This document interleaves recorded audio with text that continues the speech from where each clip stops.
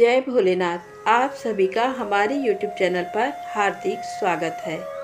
आज सुने शिव महापुराण में आगे की कथा। आज की कथा में आप जानेंगे देवताओं और जलंधर के युद्ध के बारे में। पिछले वीडियो में जलंधर के जन्म के बारे में आपने जाना। यदि आपने इस कथा को नहीं सुना है तो प्लीज़ इसे अवश्य सुनिएगा। जलंधर के जन्म की कथा और जलंधर का विवाह कैसे वृंदा से हुआ, इसे आप अवश्य सुने। आज की कथा में आप जानने वाले हैं देवताओं और जलंधर के युद्ध के बारे में। तो आइए भगवान शिव के चरणों में नमन करते हुए कथा को शुरू करते हैं। सनत कुमार जी बोले, हे महर्षि, एक दिन की बात है। असुर राज जलंधर अपने दरबारियों एवं मंत्रियों के साथ अपनी राज्य सभा में विराजमान था। तभी वहां असुरों के महान गुरु शुक्राचार्य पधारे। वे परम कांतिमान थे और उनके तेज से सब दिशाएं प्रकाशित हो रही थी। शुक्राचार्य को वहां आया देखकर जलंधर राज सिंहासन से उठा और आदर पूर्वक अपने गुरु को नमस्कार करने लगा। तत्पश्चात उन्हें सुयोग्य दिव्य आसन पर बिठाया। फिर उसने भी अपना आसन ग्रहण किया। अपने गुरु की यथा योग्य सेवा करने के उपरांत जलंधर ने शुक्राचार्य से प्रश्न किया कि गुरुजी, राहु का सिर किसने काटा था? इसके बारे में आप मुझे विस्तार से बताइए। शुक्राचार्य ने अपने शिष्य सागर पुत्र जलंधर के प्रश्न का उत्तर देना आरंभ किया। वे बोले, एक बार देवताओं और असुरों ने मिलकर सागर के गर्भ में छुपे अनमोल रत्नों को निकालने के लिए सागर मंथन करने के विषय में सोचा। इस प्रकार दोनों असुरों व देवताओं में ये तय हुआ कि जो कुछ भी समुद्र मंथन से प्राप्त होगा उसे देवताओं और असुरों में आधा आधा बांट लिया जाएगा। तब दोनों ओर से देवता और असुर प्रसन्नता पूर्वक इस कार्य को पूरा करने में लग गए। समुद्र मंथन में बहुत से बहुमूल्य रत्न आदि प्राप्त हुए, जिसे देवताओं और असुरों ने आपस में बांट लिया। परंतु जब समुद्र मंथन द्वारा अमृत का कलश निकला तो राहु ने देवता का रूप धरकर अमृत पी लिया। ये जानते ही कि इसने अमृत पी लिया है, देवताओं के पक्षधर भगवान विष्णु ने राहु का सिर अपने सुदर्शन चक्र से काट दिया। ये सब उन्होंने देवराज इंद्र के बहकावे में आकर किया था। ये सुनते ही जलंधर के नेत्र क्रोध से लाल हो गए। उसने घसमर नामक राक्षस का स्मरण किया, जो पल भर में ही वहां उपस्थित हो गया। जलंधर ने पूरा वृत्तांत घसमर को बताते हुए इंद्र को बंदी बनाकर लाने का आदेश दे दिया। घसमर जलंधर का वीर और पराक्रमी दूत था। वह आज्ञा पाते ही इंद्रदेव को लाने के लिए वहां से चला गया। देवराज इंद्र की सभा में पहुंचकर जलंधर के दूत ने अपने स्वामी का संदेश इंद्र को सुना दिया। वह बोला कि तुमने मेरे स्वामी जलंधर के पिता समुद्र देव का मंथन करके उनके सभी रत्नों को ले लिया है। तुम वह सभी रत्न लेकर और अपने अधीनस्थों के साथ मेरे स्वामी की शरण में चलो। घसमर के वचन सुनकर देवराज इंद्र अत्यंत क्रोधित हो गए और बोले कि उस सागर ने मुझसे डरकर अपने अंदर सभी रत्नों को छुपा लिया था। उसने मेरे शत्रु असुरों की भी मदद की है और उनकी रक्षा की है। इसलिए मैंने समुद्र के कोष पर अपना अधिकार किया है। मैं किसी से नहीं डरता हूँ। जाकर अपने स्वामी को बता दो कि हिम्मत है तो इंद्र के सामने आकर दिखाओ। देवराज इंद्र के ऐसे वचन सुनकर जलंधर का घसमर नामक दूत वापस लौट गया। उसने अपने स्वामी जलंधर को इंद्र के कथन से अवगत कराया। यह सुनकर जलंधर के क्रोध की कोई सीमा न रही और उसने देवलोक पर तुरंत चढ़ाई कर दी। अपनी वीर पराक्रमी असुर सेना के साथ उसने देवराज इंद्र पर आक्रमण कर दिया। उनके युद्धों के बिगुल से पूरा इंद्रलोक गूंज उठा। चारों ओर भयानक युद्ध चल रहा था। मार काट मची हुई थी। मृत सैनिकों को देवताओं के गुरु बृहस्पति और दैत्यों के गुरु शुक्राचार्य मृत संजीवनी से पुनः जीवित कर रहे थे। जब किसी भी प्रकार से उन्हें युद्ध में विजय नहीं मिल रही थी, तो जलंधर ने अपने गुरु शुक्राचार्य से प्रश्न किया कि हे गुरुदेव, मैं रोज युद्ध में देवताओं के अनेक सैनिकों को मार में गिराता हूँ, फिर भी देवसेना किसी भी तरह कम नहीं हो रही है। मेरे द्वारा मारे गए सारे देवगण अगले दिन फिर से युद्ध करते हुए दिखते हैं। गुरुदेव, मृतों को जीवन देने वाली विद्या तो आपके पास है, फिर देवता कैसे जीवित हो जाते हैं? तब शुक्राचार्य ने जलंधर को बताया कि द्रोणगिरि पर्वत पर अनमोल औषधि है जो देवताओं की रक्षा कर रही है। यदि तुम उन्हें हराना चाहते हो तो द्रोणगिरि को उखाड़कर समुद्र में फेंक दो।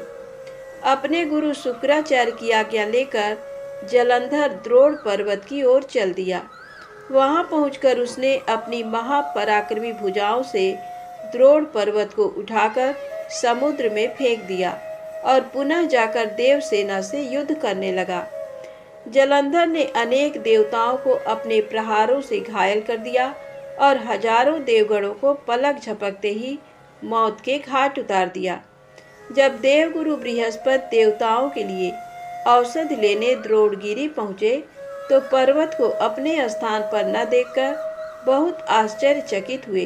वापस आकर उन्होंने इस विषय में देवराज इंद्र को बताया और आज्ञा दी कि ये युद्ध तुरंत रोक दिया जाए, क्योंकि अब तुम असुर राज जलंधर को नहीं जीत सकोगे। ऐसी स्थिति में प्राणों की रक्षा करना ही बुद्धिमत्ता है।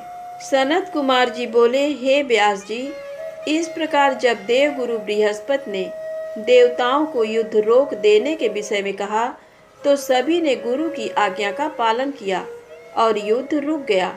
परंतु जलंधर का क्रोध शांत नहीं हुआ।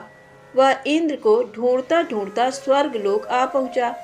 जलंधर को वहां आता देखकर इंद्र व अन्य देवता अपने प्राणों की रक्षा करने हेतु वहां से भागकर भगवान श्रीहरि विष्णु की शरण में वैकुंठ लोक जा पहुँचे। वहां पहुंचकर उन्होंने भगवान विष्णु को प्रणाम किया और उनकी भक्ति भाव से स्तुति की। तत्पश्चात उन्होंने भगवान विष्णु से कहा, हे कृपानिधान, हम आपकी शरण में आए हैं, हमारी रक्षा कीजिए। तब देवताओं ने विष्णु जी को जलंधर के विषय में सब कुछ बता दिया। समस्त वृत्तांत सुनकर श्री हरि विष्णु ने देवताओं से कहा कि वे अपने भय का त्याग कर दें। उन्होंने उनकी प्राण रक्षा करने का आश्वासन दिया और कहा कि मैं जलंधर का वध कर तुम्हें उससे मुक्ति दिलाऊंगा। ये कहकर भगवान विष्णु अपने वाहन गरुड़ पर सवार होकर चलने लगे। ये देखकर देवी लक्ष्मी के नेत्रों में आंसू आ गए और वे बोली, हे स्वामी, जलंधर समुद्र देव का जातक पुत्र होने के कारण मेरा भाई है। आप मेरे स्वामी होकर मेरे भाई को क्यों मारना चाहते हैं? यदि मैं आपको प्रिय हूँ तो आप मेरे भाई का वध नहीं करेंगे। अपनी प्राण वल्लभा लक्ष्मी जी के वचन सुनकर विष्णु जी बोले, हे देवी, यदि तुम ऐसा चाहती हो तो ऐसा ही होगा, परंतु तुम तो जानती ही हो कि पापी का नाश अवश्य होता है। तुम्हारा भाई जलंधर अधर्म के मार्ग पर चल रहा है और देवताओं को कष्ट पहुंचा रहा है। फिर भी मैं उसका वध अपने हाथों से नहीं करूंगा, परंतु इस समय तो मुझे युद्ध में जाना होगा। ये कहकर भगवान विष्णु युद्ध स्थल की ओर चल दिए। भगवान विष्णु उस स्थान पर पहुँचे जहाँ असुर राज जलंधर था। भगवान विष्णु को आया देखकर देवताओं में हर्ष और ऊर्जा का संचार हुआ। देवसेना अत्यंत रोमांचित हो गई। सभी देवताओं ने हाथ जोड़कर श्री हरि को प्रणाम किया। भगवान विष्णु का मुखमंडल अद्भुत आभा से प्रकाशित हो रहा था। उनके दिव्य तेज के सामने दैत्य और दानव का खड़े रह पाना मुश्किल हो रहा था। श्रीहरि विष्णु के वाहन गरुड़ के पंखों से निकलने वाली प्रबल वायु ने वहां पर आंधी सी ला दी थी। इस आंधी में दैत्य इस प्रकार घूमने लगे जिस प्रकार आसमान में बादल घूमते हैं। अपनी सेना को ऐसी विकट परिस्थिति में देखकर जलंधर अत्यंत क्रोधित हो उठा। सनत कुमार जी बोले, हे महर्षि, दैत्यों के तेज प्रहारों से व्याकुल देवता बचने के लिए जब इधर उधर भाग रहे थे, तब भगवान विष्णु के युद्ध स्थल में आने से देवताओं को थोड़ा साहस बंधा। उनके वाहन गरुड़ के पंखों के फड़फड़ाने से आए तूफान में दैत्य अपनी सुध बुध खोकर इधर उधर उड़ने लगे, पर जल्दी ही उन्होंने अपने को संभाल लिया। जलंधर ने जब अपनी दैत्य सेना को इस प्रकार तितर बितर होते देखा तो क्रोधित होकर उसने भगवान श्री हरि विष्णु पर आक्रमण कर दिया। श्री हरि विष्णु ने अपने आप को उसके प्रहार से बचा लिया। जब भगवान श्री हरि ने देखा कि देव सेना पुनः आतंकित हो रही है और उनके सेनापति देवराज इंद्र भी भयग्रस्त हैं, तब विष्णु जी ने अपना सारंग नामक धनुष उठा लिया और बड़े जोर से धनुष से टंकार की। फिर उन्होंने देखते ही देखते पल भर में हजारों दैत्यों के सिर काट दिए। ये देखकर दैत्यराज जलंधर क्रोधावेश में उन पर झपटा। तब श्री हरि ने उसकी ध्वजा, छत्र और बाण काट दिए तथा उसे अपनी गदा से उठाकर गरुड़ के सिर पर दे मारा। गरुड़ से टकराकर नीचे गिरते ही जलंधर के होंठ फड़कने लगे। तब दोनों ही अपने अपने वाहनों से भीषण बाणों की वर्षा करने लगे। विष्णु जी ने जलंधर की गदा अपने बाणों से काट दी, फिर उसे बाणों से बांधना शुरू कर दिया। परंतु जलंधर भी महावीर और पराक्रमी था, वह भी कहाँ मानने वाला था। उसने भी भीषण बाण वर्षा शुरू कर दी और विष्णु जी के धनुष को तोड़ दिया। तब उन्होंने गदा उठा ली और उससे जलंधर पर प्रहार किया, परंतु उसका महादैत्य जलंधर पर कोई असर नहीं हुआ। तब उसने अग्नि के समान धधकते त्रिशूल को विष्णु जी पर छोड़ दिया।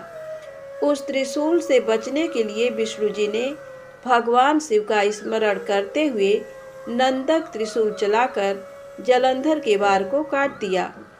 तत्पश्चात विष्णु भगवान और जलंधर दोनों धरती पर कूद पड़े और फिर उनके बीच मल्ल युद्ध होने लगा।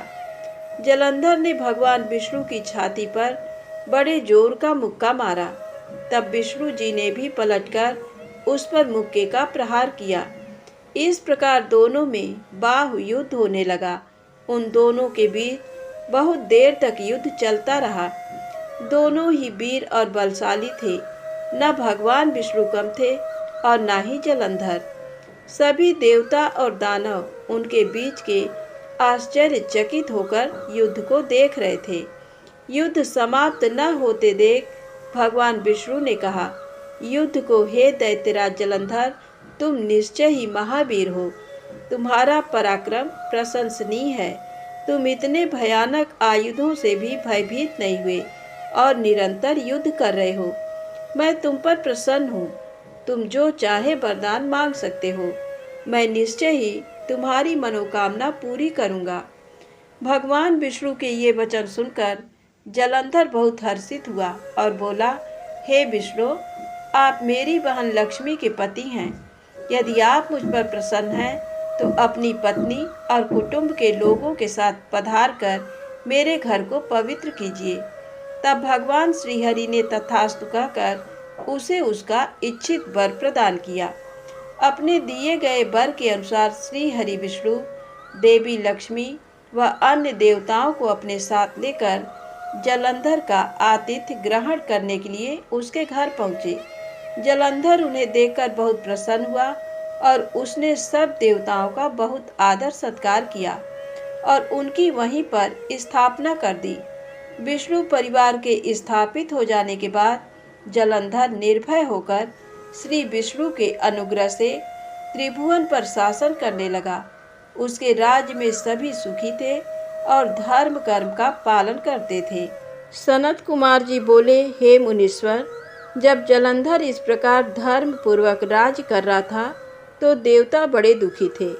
उन्होंने अपने मन में देवाधिदेव भगवान शिव का स्मरण करना शुरू कर दिया और उनकी स्तुति करने लगे। एक दिन नारद जी भगवान शिव की प्रेरणा से इंद्रलोक पहुँचे। नारद जी को वहां आया देखकर सभी देवताओं सहित देवराज ने उन्हें प्रणाम किया और उनकी स्तुति करने लगे। तब नारद जी को उन्होंने सभी बातों से अवगत कराया और उनसे प्रार्थना की कि वे उनके दुखों को दूर करने में मदद करें। ये प्रार्थना सुनकर नारद जी बोले कि देवराज, मैं सब कुछ जान गया हूँ। मैं अवश्य ही तुम्हारे कार्य को पूर्ण करने का प्रयास करूँगा। अभी तो मैं दैत्यराज जलंधर से मिलना चाहता हूँ, इसलिए उसके राजमहल में जा रहा हूँ। ये कहकर नारद जी जलंधर के राज्य की ओर चल दिए। वहां पहुंचकर नारद जी ने जलंधर की राजसभा में प्रवेश किया। उन्हें देखकर दैत्यों के स्वामी जलंधर ने उन्हें सिंहासन पर बैठाया, उनके चरणों को धोया और पूछा, हे ब्राह्मण, आप कहाँ से आ रहे हैं? मैं धन्य हुआ जो आपने मेरे घर को पवित्र किया है। मुझे आज्ञा दीजिए कि मैं आपकी क्या सेवा करूं? दैत्यराज जलंधर के ऐसे वचन सुनकर नारद जी बोले, हे दैत्यराज जलंधर, आप धन्य हैं। निश्चय ही आप पर सभी की कृपा है। इस लोक में आप सब सुखों को भोग रहे हैं। जलंधर, अभी कुछ समय पूर्व मैं ऐसे ही घूमते हुए कैलाश पर्वत पर गया था। वहाँ कैलाश पर मैंने सैकड़ों कामधेनुओं को हजारों योजन में फैले कल्पतरु के वन में घूमते हुए देखा। वह कल्पतरु वन दिव्य, अद्भुत और सोने के समान है। वहीं पर मैंने भगवान शिव और उनकी प्राण वल्लभा देवी पार्वती को भी देखा। भगवान शिव सर्वांग सुंदर, गौरवर्ण, 3 नेत्रों वाले हैं और अपने मस्तक पर चंद्रमा धारण किए हुए हैं। असुरराज, इस पूरे त्रिलोक में उनके समान कोई भी नहीं है। उनके समान समृद्धिशाली और ऐश्वर्य संपन्न कोई भी नहीं है। तभी मुझे तुम्हारी धन संपत्ति का भी ध्यान आया, इसलिए मैं तुम्हारे पास आ गया। नारद जी के वचनों को सुनकर जलंधर अत्यंत गर्वित महसूस करने लगा और उसने महर्षि नारद को अपने धन के खजाने और सभी संचित अमूल्य निधियां दिखा दी। जलंधर की धन संपदा देखकर नारद जी जलंधर की प्रशंसा करते हुए बोले, हे दैतेंद्र, आप अवश्य ही इस त्रिलोक के स्वामी होने के योग्य हैं। आपके पास ऐरावत हाथी है, उच्च श्रवा घोड़ा भी आपके पास है। कल्प वृक्ष, धन के देवता कुबेर के खजाने, रत्नों, हीरों, मणियों के अंबार आपके पास हैं। ब्रह्मा जी का दिव्य विमान भी आपने ले लिया है। स्वर्ग, पृथ्वी और पाताल की सभी ऐश्वर्यपूर्ण वस्तुएं और अनमोल खजानों का आपके पास अंबार है। आपका धन वैभव देखकर सभी आपसे ईर्ष्या कर सकते हैं, परंतु दैत्यराज, आपके पास अभी भी स्त्री रत्न की कमी है। बिना दिव्य स्त्री के पुरुष अधूरा है। उसका स्वरूप तभी पूर्ण होता है जब वह किसी स्त्री को ग्रहण करता है। इसलिए असुरराज, आप कोई परम सुंदरी ग्रहण कर इस कमी को यथाशीघ्र पूरा करें। देवर्षि नारद की चाल भरी बातों से भला कोई कैसे बच सकता है? उन्होंने जैसा सोचा था वैसा ही हुआ। जलंधर ने नारद जी के सम्मुख हाथ जोड़कर प्रश्न किया कि महर्षि, आपके द्वारा वर्णित ऐसी सुंदर दिव्य स्त्री मुझे कहाँ मिलेगी जो रत्नों से भी श्रेष्ठ हो?